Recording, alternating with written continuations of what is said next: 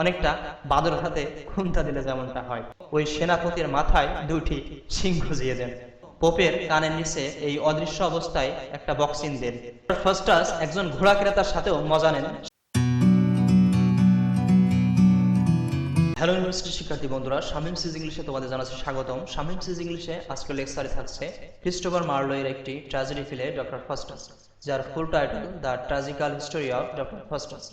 প্লেটি লেখা হয় 1589 এবং 1592 এর মধ্যে ও ফার্স্ট পাবলিশ করা হয় ইন 1604। ক্রিস্টোফার মার্লো প্লেটি লেখার জন্য ইন্সপায়ার্ড হয়েছিলেন জার্মান স্কলার ফ্রাঙ্কফুর্টের ফাস্টবাক নামক একটি বই পড়ার মাধ্যমে। প্লেটের মাধ্যমে লেখক আর্থিক লোভ এবং কাম লালসাকে অসাধারণভাবে ব্যঙ্গ করেছেন। এনিওয়ে, তোমাদের বোঝার সুবিধার্থে লেকচারের শুরুতে থাকছে ক্যারেক্টার লিস্ট, তার পূর্বে ছোট্ট একটি ইন্ট্রো, ফিল্ডস ইন্ট্রোর পর। ক্যারেক্টার লিস্টের শুরুতেই থাকছে ডক্টর ফাস্টাস, যিনি এই প্লেটির প্রোটাগনিস্ট। এরপর থাকছে লুসিফার, এই প্লেটির প্রধান ডেভিল অর্থাৎ শয়তান। এরপর আছে মেফিস্টোফেলিস, আরেকটি ডেভিল অর্থাৎ শয়তান, যিনি লুসিফার সার্ভেন্ট। এরপর আছে ওয়াগনার, ডক্টর ফাস্টাসের একজন বিশ্বস্ত সার্ভেন্ট। এরপর আছে গুড অ্যাঞ্জেল, যিনি ডক্টর ফাস্টাসকে সবসময় খারাপ পথে যেতে নিষেধ করে। অন্যদিকে এভিল অ্যাঞ্জেল আছে একজন, যিনি ডক্টর ফাস্টাসকে সবসময় খারাপ পথে যেতে উৎসাহিত করে। আরও আছে ভ্যালদেস, ডক্টর ফাস্টাসের একজন ভালো বন্ধু, যিনি ডক্টর ফাস্টাসকে নেক্রোম্যান্সি অর্থাৎ জাদুবিদ্যা শেখাতে সাহায্য করে। কর্নেলিয়াস, ডক্টর ফাস্টাসের একজন ভালো বন্ধু এবং তিনি ডক্টর ফাস্টাসকে নেক্রোম্যান্সি শিখতে সাহায্য করে।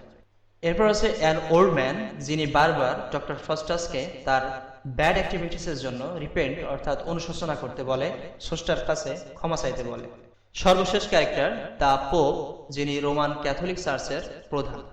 এই ছিল প্লেটের প্রধান প্রধান ক্যারেক্টার লিস্ট। এখন থাকছে ডিটেলস সামারি। একদিন ডক্টর ফাস্টাস তার পড়াশোনা করার টেবিলে বসে ভাবছেন, আমি তো জীবনভর অনেক কিছুর উপরই পড়াশোনা করেছি। আমি লজিকের উপর পড়াশোনা করেছি, আমি মেডিসিনের উপর পড়াশোনা করেছি, আমি লয়ের উপর পড়াশোনা করেছি, আমি রিলিজিয়নের উপর পড়াশোনা করেছি, কিন্তু এই পড়াশোনা থেকে আমি কি পেয়েছি? এভাবে নিজেকে প্রশ্ন করতে থাকেন এবং নিজেকে খুব আনহ্যাপি ভাবেন। তার এই চিন্তা ভাবনা থেকে বোঝা যায় তিনি শয়তানের প্ররোচনায় পড়েছেন। কারণ আমরা জানি তখনই একজন মানুষ তার অনেক কিছু থাকা সত্ত্বেও নিজেকে আনহ্যাপি মনে করেন যখন তিনি ভুল কিছুর মোহে পড়েন। এরপর তিনি তার অতৃপ্ত মনকে তৃপ্ত করার জন্য নেক্রোম্যান্সি অর্থাৎ ব্ল্যাক ম্যাজিক শিখতে চান, যা দ্বারা তিনি এই পৃথিবীতে যা ইচ্ছে তাই করতে পারবেন।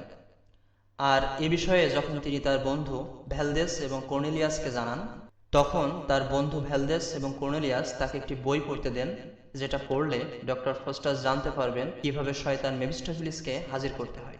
ডক্টর ফাস্টাস খুব দ্রুতই বইটি পড়ে শেষ করেন এবং জানতে পারেন যে কিভাবে শয়তান মেফিস্টোফেলিসকে হাজির করতে হয়।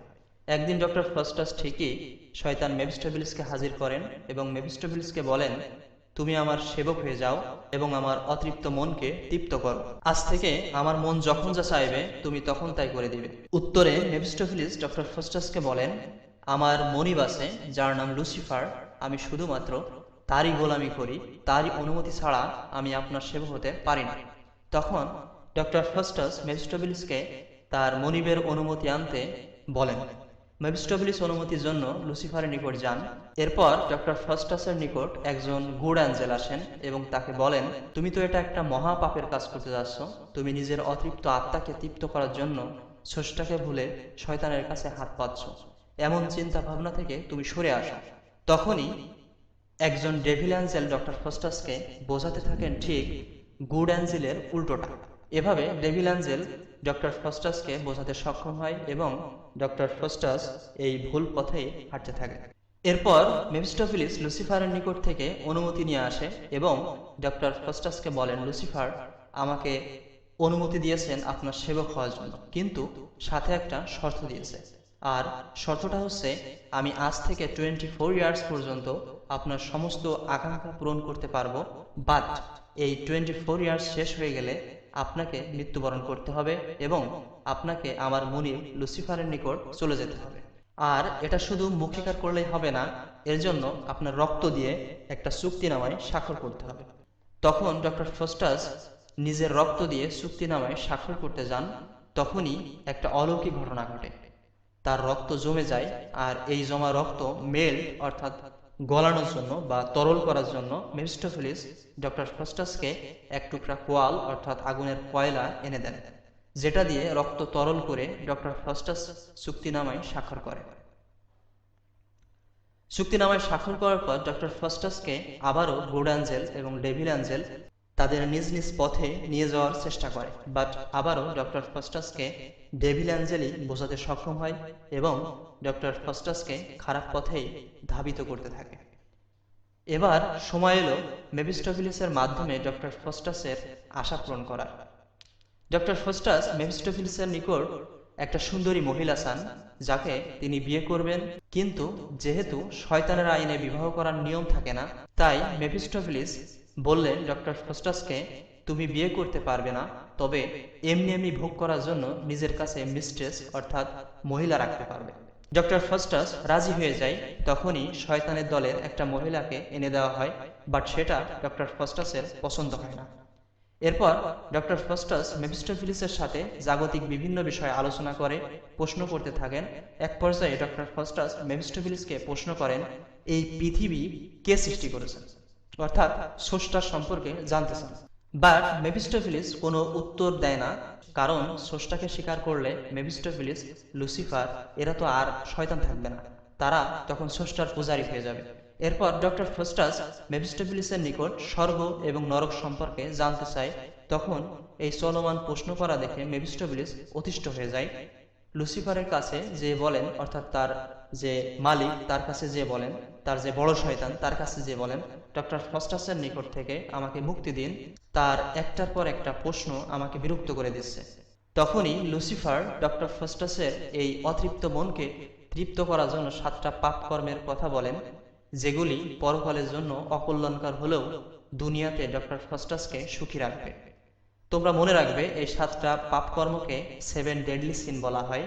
নাম্বার 1 হচ্ছে লিকারি, যার অর্থ কামুকতা, লাম্পট্য। নাম্বার 2 গ্লুটনি, পেট পূজা বা অতিভোজন। নাম্বার 3 স্লোথ, অর্থাৎ অলসতা বা কুড়েমি। নাম্বার 4 প্রাইড, অর্থাৎ অহংকার বা গৌরব। নাম্বার 5 কভেটাসনেস, অর্থাৎ লালসা। নাম্বার 6 রিপ, অর্থাৎ ক্রোধ বা রাগ। নাম্বার 7 যেটা সর্বশেষ, এনভি, অর্থাৎ হিংসা বা শত্রুতা করা।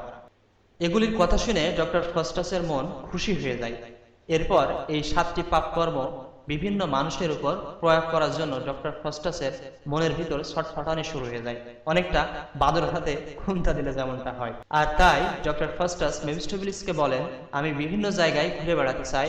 তখন মেফিস্টোফেলিস ডক্টর ফাস্টাসকে পঙ্খিরাজে করে বিভিন্ন জায়গায় নিয়ে যান।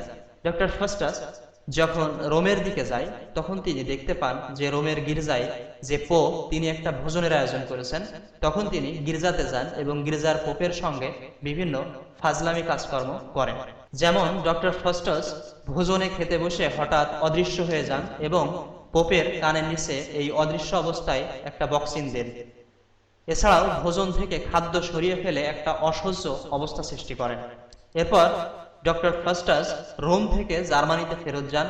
ডক্টর ফাস্টাস এরকম তুমুল কাণ্ড চালানোর কারণে তার নাম বিভিন্ন জায়গাতে ছড়িয়ে পড়লে তাকে জার্মানির এম্পেরর চার্লস V ইনভাইট করে নিয়ে যান এবং তাকে জাদুমন্ত্র দিয়ে চার্লস V-এর পূর্বপুরুষ আলেকজান্ডার দ্য গ্রেট, যিনি মেসিডোনিয়ার রাজা, তাকে হাজির করতে বলেন। এখানে ক্রিয়েট হয় এক মজার সিন। চার্লস V-এর একজন সেনাপতি ডক্টর ফাস্টাসকে নিয়ে ঠাট্টা করেছিলেন, এই বলে যে সে আবার কিভাবে আলেকজান্ডার দ্য গ্রেটকে হাজির করবে। এটা শুনে ডক্টর ফাস্টাস রেগে যান এবং ওই সেনাপতির মাথায় 2টি শিং গজিয়ে দেন, দিয়ে তাকে নিয়ে সবার সামনে হাসি তামাশা করেন। যাই হোক, ডক্টর ফাস্টাস আলেকজান্ডার দ্য গ্রেটকে হাজির করে দেখাতে সক্ষম হন। এতে ডক্টর ফাস্টাসের নামধাম আরো ছড়িয়ে পড়ে। এদিকে ডক্টর ফাস্টাসের সার্ভেন্ট ওয়াগনার ডক্টর ফাস্টাসের জাদুবিদ্যার বইটি চুরি করে রবিন এবং র্যাফকে দেন। রবিন এবং র্যাফ হলো সারাইখানার 2জন কর্মী। এরপর রবিন এবং র্যাফ বইটির মাধ্যমে মেফিস্টোফেলিসকে ডাকেন এবং মেফিস্টোফেলিস তাদের সামনে আসেন এবং অনেক ক্ষুব্ধ হন, রেগে যান, কারণ মেফিস্টোফেলিস সাধারণত মানুষের সামনে আসতে পছন্দ করেন না। আর তাই রেগে গিয়ে রবিন এবং র্যাফকে শিক্ষা দেওয়ার জন্য তাদের 2জনের একজনকে বানর এবং অন্যজনকে কুকুরে পরিণত করে দেন। যাই হোক, এরপর ডক্টর ফাস্টাস একজন ঘোড়া ক্রেতার সাথেও মজা নেন। সেটা কিভাবে? ডক্টর ফাস্টাস জাদুমন্ত্র দিয়ে তৈরি করা একটি ঘোড়া একজন ঘোড়া ক্রেতার নিকট সেল করেন এবং শর্ত দেন যে তুমি এই ঘোড়া কখনো পানিতে নামাবে না। কিন্তু ক্রেতা কৌতূহলবশত ঘোড়াটি নিয়ে যে সেই কাজটাই করে, পানিতে নামায় এবং দেখে যে তার ঘোড়াটা একটি খড়ের গাদায় পরিণত হয়ে গেছে। এতে স্বাভাবিকভাবে ঘোড়া ক্রেতা রেগে যায় এবং ডক্টর ফাস্টাসের ঘরে গিয়ে তার পা ধরে টান দেন। ডক্টর ফাস্টাস সে সময় ঘরে বিশ্রাম নিচ্ছিলেন। ডক্টর ফাস্টাস সে সময় টিক্স খাটায় যে কিভাবে আবারও তার সাথে সিটিং করা যায়।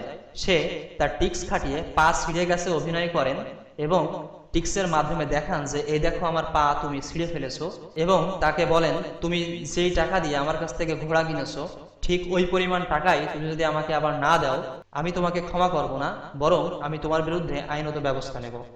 ঘোড়া ক্রেতা বাধ্য হয়ে তা দেনও বটে। এরপর ভ্যানল্টের ডিউক অর্থাৎ রাজার নিকট থেকে ডক্টর ফাস্টাসের একটা ডাক আসে। সেখানে যান ডিউকের ডাচেস অর্থাৎ তার স্ত্রী তাকে আনসিজনাল ফল এনে দেখাতে বলেন এবং তাতেও তিনি সফল হন। এভাবে তার 24 ইয়ার্স প্রায় পার হয়ে যায়। তখন একজন ওল্ড ম্যান তাকে রিপেন্ট করতে অর্থাৎ স্রষ্টার কাছে ক্ষমা চাইতে বলেন, বাট লুসিফারের কারণে তা পারেন না, বরং সে আবারও পাপাচার কাজকর্ম করেন অন্যভাবে। আর সেটা কি? আর তা হলো মেফিস্টোফেলিসের মাধ্যমে হেলেনকে পেতে চাই। হেলেনকে সেটা জানতে ডিসক্রিপশন বক্সে একটা লিঙ্ক দেওয়া আছে, একটা কবিতার লিঙ্ক। এই কবিতাটা তোমরা দেখে নিবে, ওটা দেখার মাধ্যমে তোমরা হেলেনকে সেটা জানতে পারবে। এরপর মেফিস্টোফেলিস হেলেনকে এনে দেন এবং তার পরপরই ডক্টর ফাস্টাসের 24 ইয়ার্স শেষ হয়ে যায়। দেন ডক্টর ফাস্টাস মারা যান। এরপর তার বন্ধুরা তাকে দেখতে আসে এবং দেখে তার দেহের মাংসগুলি কেমন পছন্দ হয়ে গেছে, একজন পাপাচার মানুষের যেভাবে মৃত্যু হয় তেমনটাই হয়েছে। এরপর তার বন্ধুরা তাকে সমাধিস্থ করে। এভাবেই প্লেটি শেষ হয়ে যায়। এই ছিল লেকচারটি। যদি লেকচারটি ভালো লেগে থাকে একটা লাইক দিবে, কমেন্ট করে কোনো কথা থাকলে অবশ্যই জানাবে, ফ্রেন্ডসদের সাথে শেয়ার করবে, আর শামীম সিজ ইংলিশে সাবস্ক্রাইব করবে। কথা হবে পরবর্তী ভিডিওতে। Till then take care.